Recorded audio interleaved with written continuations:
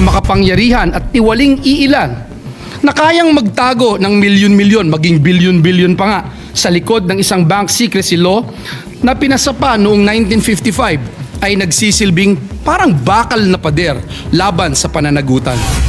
May issue ng unexplained wealth ng isang tao. Hindi pwedeng tingnan ang account. Hindi pwedeng siya sa atin. Protektado ito sa ilalim ng batas. 1955 pa nung ito'y naging batas ang Secrecy of Bank Deposits Act at ibang-iba na ang mundo sa ngayon.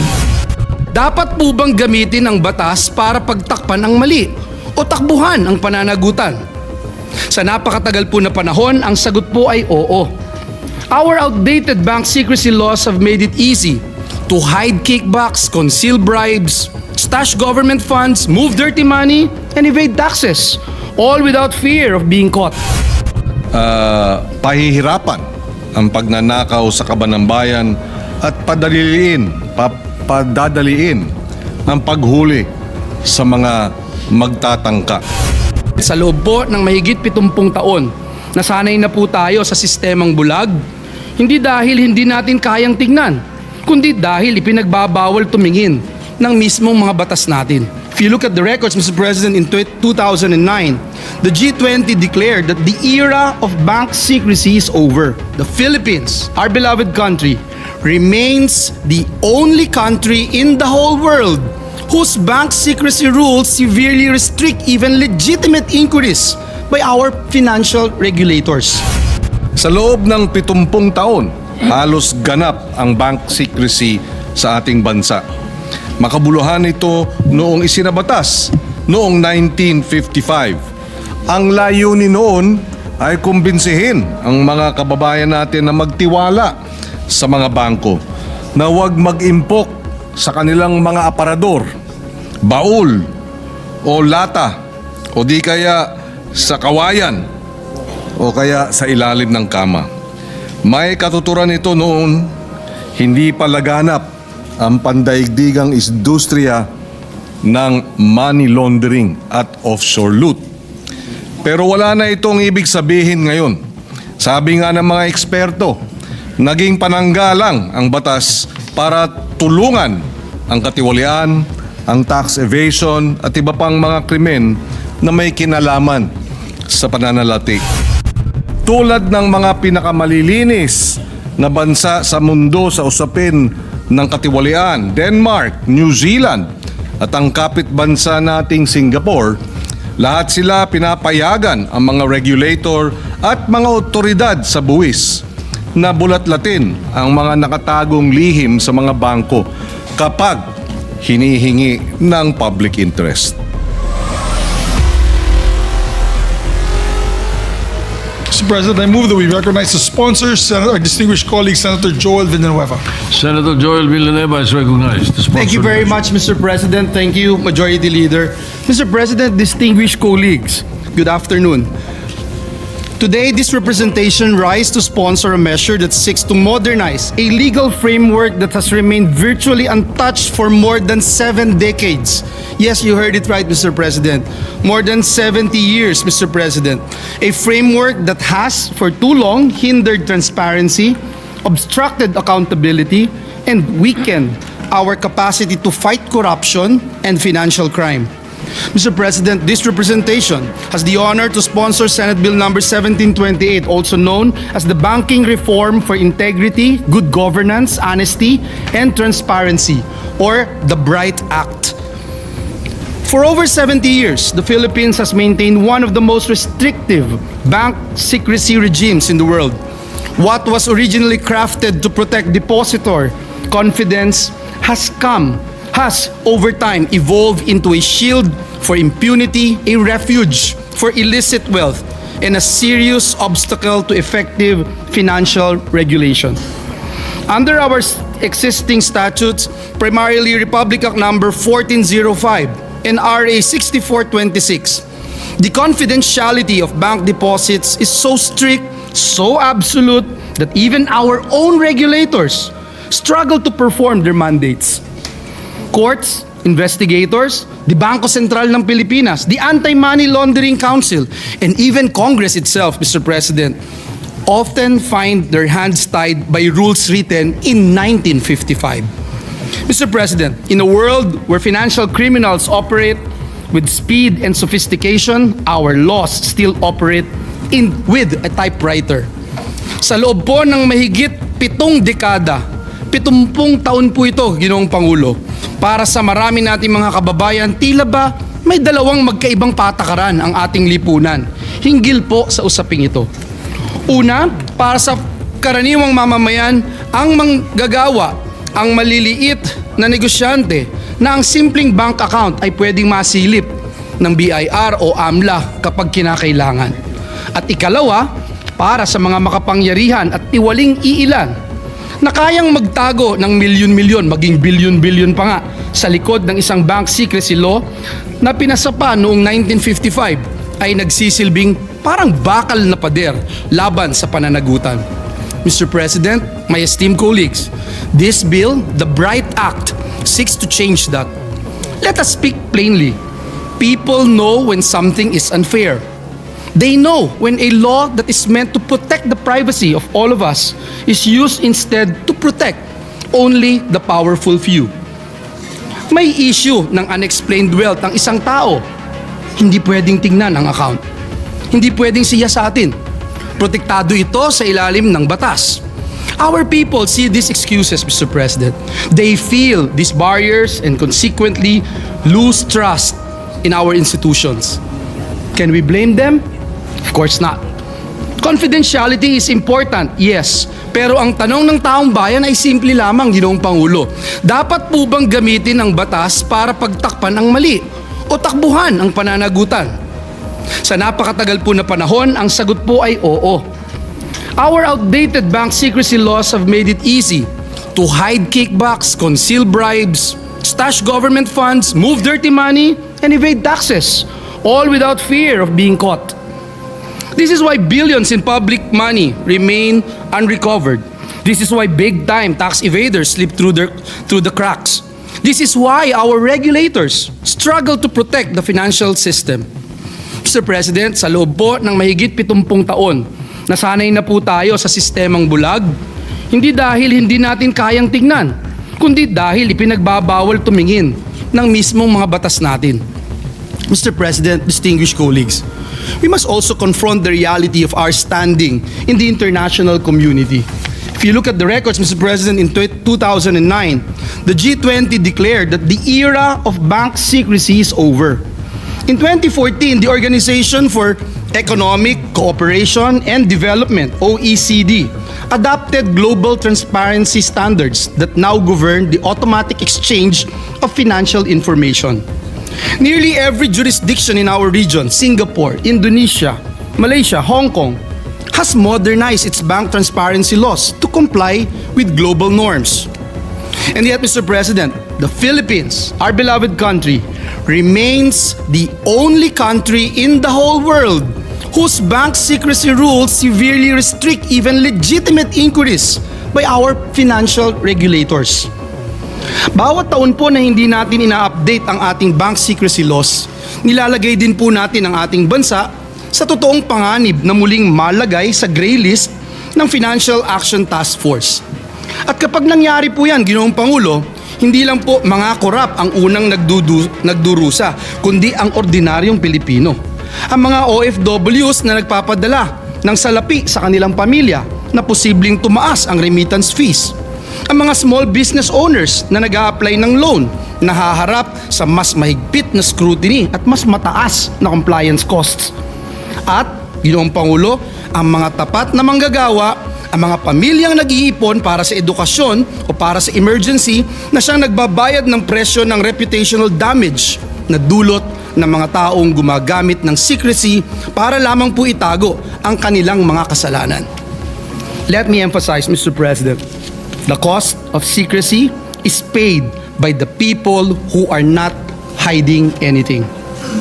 Milyong-milyong Pilipino po ang umaasa sa isang matatag na banking financial system, isang mapagkakatiwalaang investment climate, at mababang remittance costs.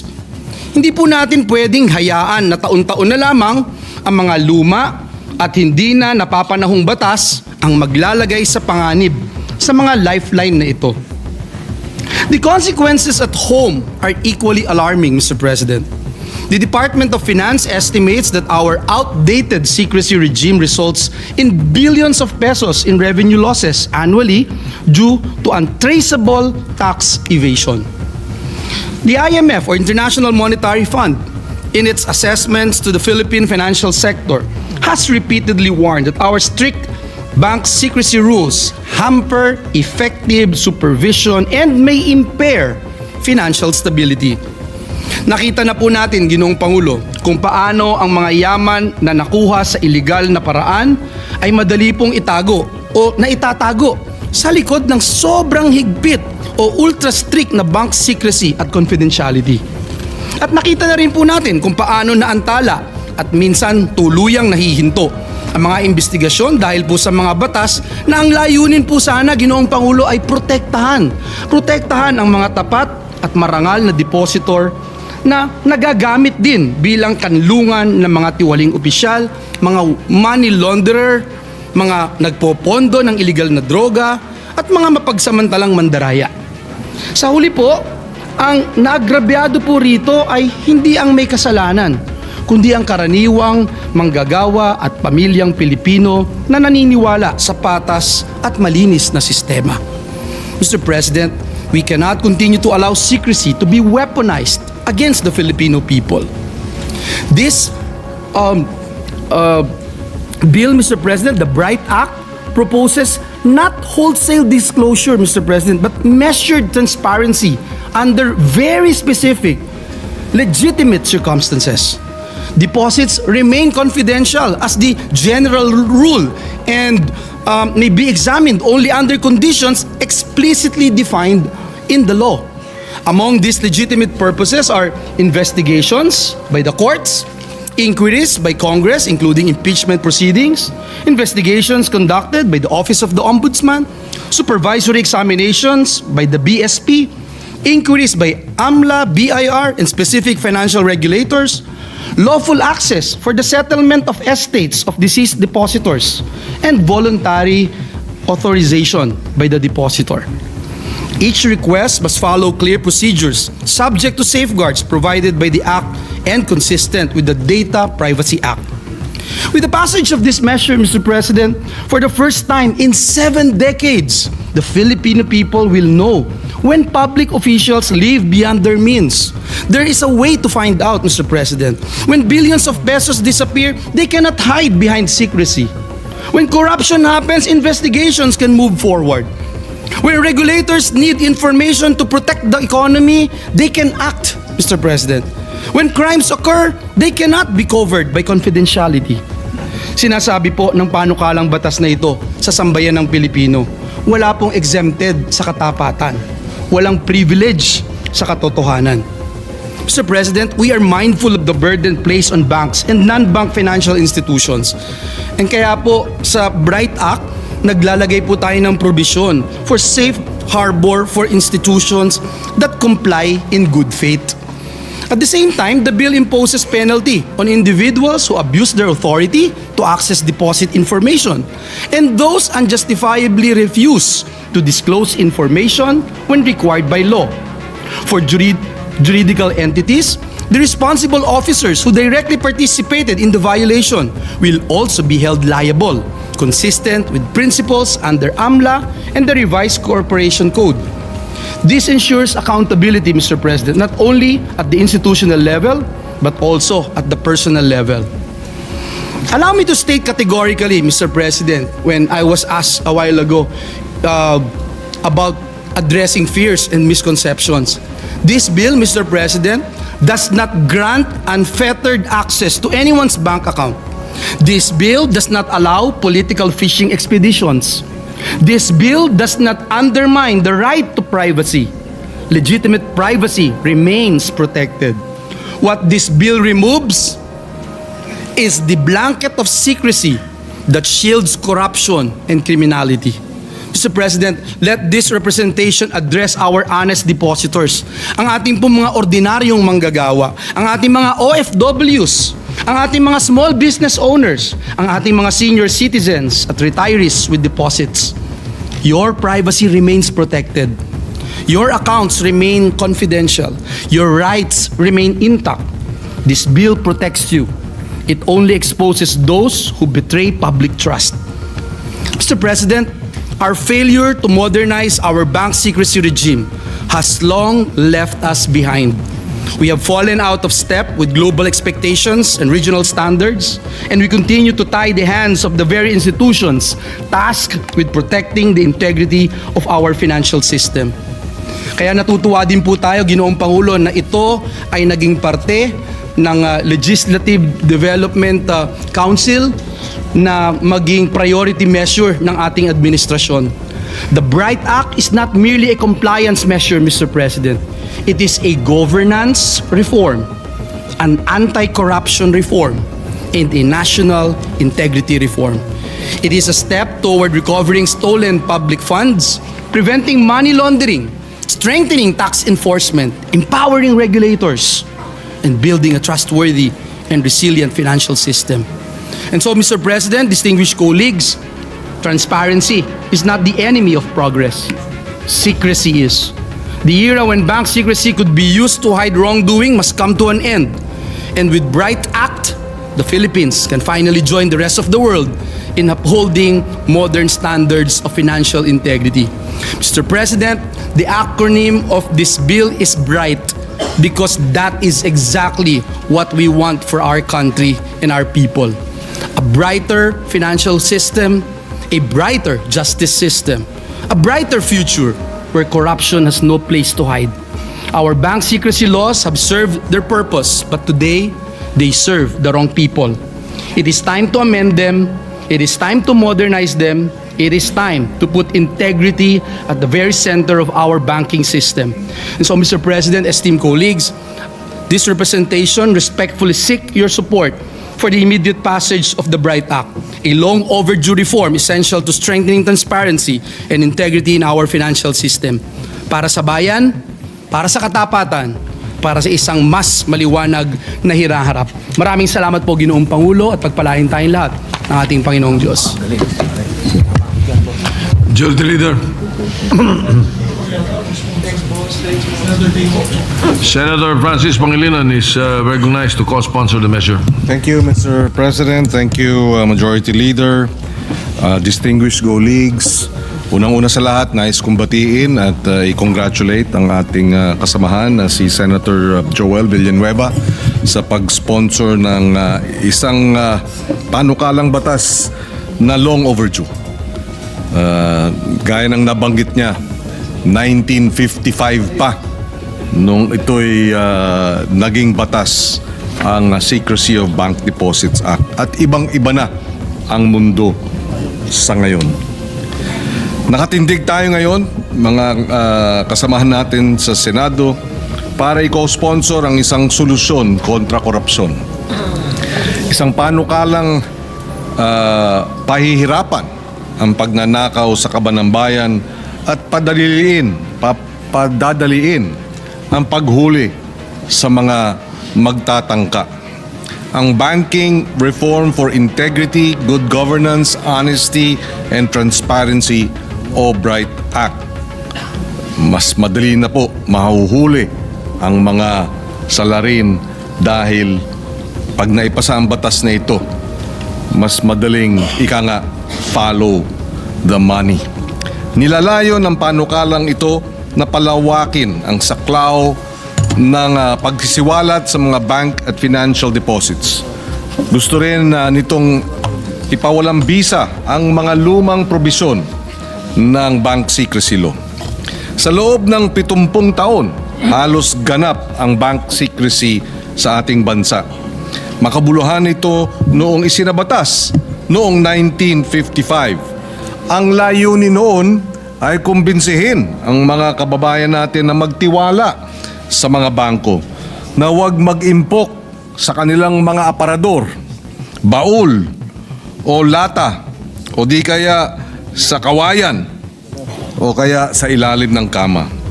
May katuturan ito noon, hindi pa laganap ang pandaigdigang industriya ng money laundering at offshore loot. Pero wala na itong ibig sabihin ngayon. Sabi nga ng mga eksperto, naging pananggalang ang batas para tulungan ang katiwalian, ang tax evasion at iba pang mga krimen na may kinalaman sa pananalapi. Ngunit, kalakip dapat sa pagpasa natin sa panukalang batas na ito ang masusing lifestyle check upang mas madaling makikita o masusundan ang pera na maaaring mahantong sa pagpapaliwanag din ng unexplained wealth. Kinakailangan ding paigtingin ang investigasyon at ang agarang pagsasampa ng mga kaso kasabay ng mga reformang magwawakas sa hindi katanggap-tanggap na kalagayan ng mga nakabingbing mga kaso na inaabot hindi lamang ng mga maraming taon, hindi lamang ng dekada, kung hindi ng maraming dekada. Hanggat nananatiling mabagal at hindi tiyak ang hustisya, nawawalan ng bisa ang deterrent effect ng batas at patuloy na lumalakas ang loob ng mga lumalabag dito. Mabuting pag-aralan kung may sasama ang mga nakatagong ari-arian katulad ng shell companies, ang ikangay paglalaban ng pera sa kasino at kahit na sa crypto, hindi pa rin magbabayad ang mesala. Dahil sa maraming anomalya sa gobyerno, sinasagot natin ang mga tanong ng mga legal na kasangkapan para ika nga ay, nabanggit ko kanina, masundan ang pera. Follow the money. Masundan at mabawi. Tulad ng mga pinakamalilinis na bansa sa mundo sa usapin ng katiwalian, Denmark, New Zealand at ang kapit bansa nating Singapore, lahat sila pinapayagan ang mga regulator at mga otoridad sa buwis na bulatlatin ang mga nakatagong lihim sa mga bangko kapag hinihingi ng public interest. Mga kasama, hinihingi ko ang inyong suporta para sa Bright Act, isang napakatagal ng hinihinging upgrade ika nga ng isang kritikal na bahagi ng ating depensa kontra korupsyon, kontra tax evasion. Maraming salamat at we urge our colleagues to for swift passage, support for swift passage of this measure. Majority Leader. Thank you very much, my distinguished colleague, Senator Kiko Pangilinan. Mr. President, to allow our colleagues to study this measure further, I move to suspend consideration of the measure. On objection, hearing none, consideration of the measure suspended. Thank you, Mr. President. Mr. President, may we recognize our distinguished colleague, Senator from Tarlac and Pampanga.